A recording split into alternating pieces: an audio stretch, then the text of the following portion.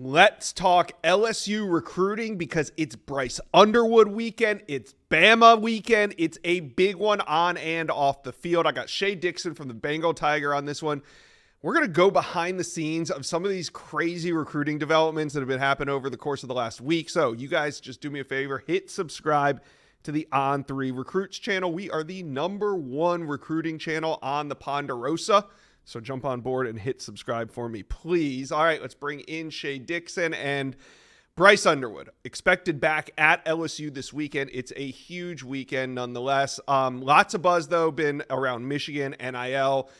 Bryce Underwood, less than a month till signing day. So where are we at with Bryce Underwood and his commitment to LSU?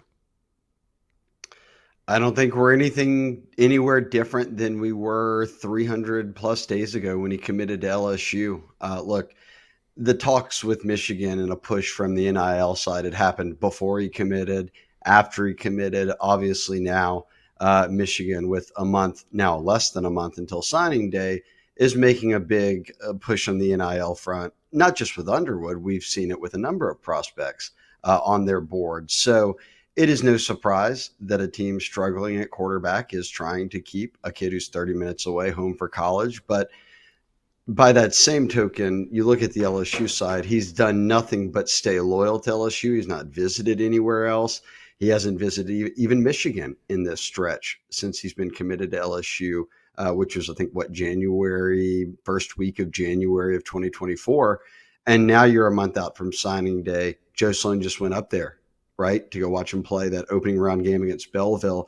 And then the next day, after all the week of chatter and a big visitor list and all of this, Underwood isn't at the game with the #1 team in the country. And I'm not saying that he has to be there for Michigan to get him, but it's a continued pattern. He hasn't gone to any game. He hasn't gone to campus there.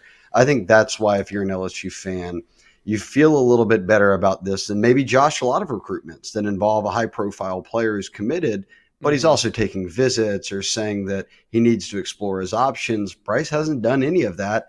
And as you just noted, here comes the LSU official visit just 3-4 weeks out from signing day. Yeah, perfect timing for that. And, I think I'm highly qualified to speak on this as, I saw the vision earlier than some. I was the very first to put in a prediction for Bryce Underwood to LSU. And my conviction on that has not wavered at all. He's the #1 recruit in the nation. He's the #1 quarterback in the country. What did you think was going to happen with his recruitment? Did you think it was just going to be a walk in the park to National Signing Day? I mean, come on. But, on this channel, I like to hear both sides. I like to hear what Michigan has to say. So we've had E.J. Holland on saying his part. We've had you on a couple times to hear the LSU side of things. So I think it's great just to see and hear what both sides are saying, what both sides are thinking throughout this. But I never once thought that this was just going to be, Bryce Underwood's going to commit he committed in January, and we're just not going to hear any rumors or anything going on all the way to signing day. So with that being said, can LSU come out of this weekend and get Bryce Underwood to shut it all down? I know he doesn't say much. I know he doesn't have to really say a whole lot to do that, but do you think that's the goal for this weekend, and do you think it's possible? I think the goal for the weekend is for LSU to make sure that behind closed doors, however you want to call it, that the family and LSU and Bryce, everyone is on the same page. Everyone is set up for December signing day on the 4th, and everything's set up for him to enroll at LSU in January, which has been the plan all along. So you're ironing out all of those final details this weekend. Now, Josh, does he come out and say, I'm 100% locked in? I think he's done that largely with his actions when he has been interviewed. He has said nothing but positive things for LSU and hasn't mentioned other schools. But I'll flip it. In the NIL era, I don't know if a #1 prospect is going to say very often late in the game where he stands, given he's already committed. If his actions are kind of where he stands, then let everything else play out, given, again, that this is the NIL era. If he comes out and just says, I'm done, what does that do for any sort of kind of leverage on his end? Not that I think he's trying to raise the price. I'm speaking in general here of what we might just see from #1 prospects. Yeah. All right, let's move from one mega recruitment to another. Jahkeem Stewart, the defensive lineman from the state of Louisiana, he came out and kind of said that Oregon and Ohio State were maybe the two top teams in his recruitment. Where do you, Shea Dixon, think LSU stands for Jahkeem Stewart heading into this weekend? Hey, Inside Scoop fans, if you're going to be out at the LSU and Alabama game this weekend, whether you're cheering on the Tigers or the Tide on November 9th, plan for a pit stop at the Whataburger food truck during your tailgate.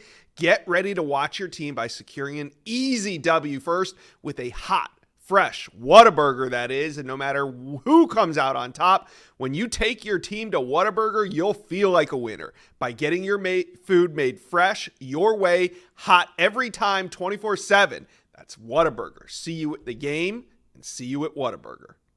He did. He caught up with Chad Simmons. He said he had a top two, and he's taken 2 visits. So I don't know if we presume Ohio State and Oregon to be those teams.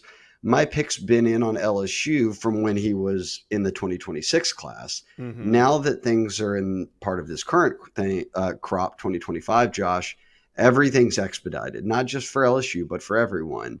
This will be the first time that he visits LSU where he's talking over everything that comes with getting ready to sign, being at the school and what he wants to be January, being the NIL, the education side, everything that's going to be discussed on an OV and some, because you haven't had the summer and everything else, knowing for sure that he was going to reclassify.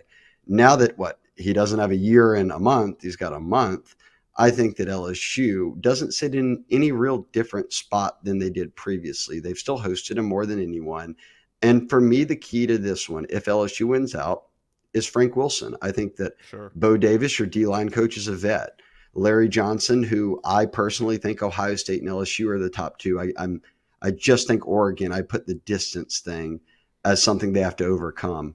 But Josh, they've done it plenty, so I'm not counting them out. But I just look at those two schools, great D-line coaches. The one thing LSU has in their corner is Frank Wilson. And when Jahkeem went from St. Aug to Edna Carr, another school that Frank's very tied into, I think that was huge for LSU. He didn't go to IMG. He didn't leave the state.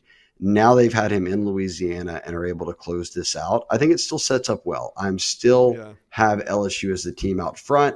I just don't think it's a lock. I think that Jahkeem doesn't know where he's going yet. Yeah, it's really hard for me to tell. It's tough until he takes this visit to LSU. Kind of like you said, he's got a top two that we assume's Oregon and Ohio State, but he has visited those two programs, hasn't been to LSU yet. So we'll see what he has to say coming out of this one. Shea, want to wrap it up with this. How concerning is it that wide receiver Derk Meadows has taken visits? Last weekend, he was at Michigan. This weekend, Steve Wiltfong reporting he's going to be at Notre Dame, two programs that, were definitely in it when he picked LSU over the summer. What's the level of concern here, and what's going on with Derk Meadows? Yeah, and remember, he's playing at Gorman in Nevada right now. He's from Michigan, though. Right. And as you noted, everyone thought he was going to go to Notre Dame over Michigan until he visited Bama and LSU like once or twice and then said, okay, I think I want to play in the SEC, and he committed to LSU.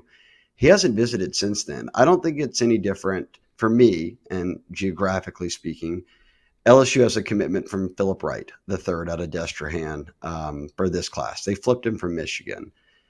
It's not a surprise that happened, right? That when kind of push came to shove, LSU turns up the heat, that a kid from Louisiana stays home to play at LSU. It wouldn't shock me that a Michigan native is now saying, hey, I may look at Michigan again, which he did this past weekend, or hey, Notre Dame, a school I visited almost double-digit times and everyone thought I would pick, maybe I'll give them one more look. And look, NIL discussions will happen, all of that kind of stuff, playing time, whatever it will be.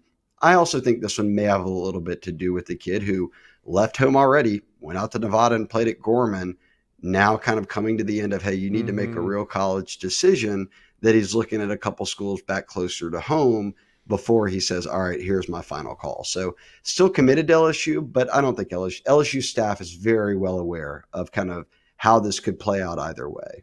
All right, LSU fans, talk to me, especially my buds over on the Ponderosa, the message board on the Bengal Tiger. Talk to me. How many points is LSU going to win by? Let us know. Comment section below. Also, how you feeling about Bryce Underwood and how you feeling about this Jahkeem Stewart visit? Where do you think they end up? Let us know. Comment section below.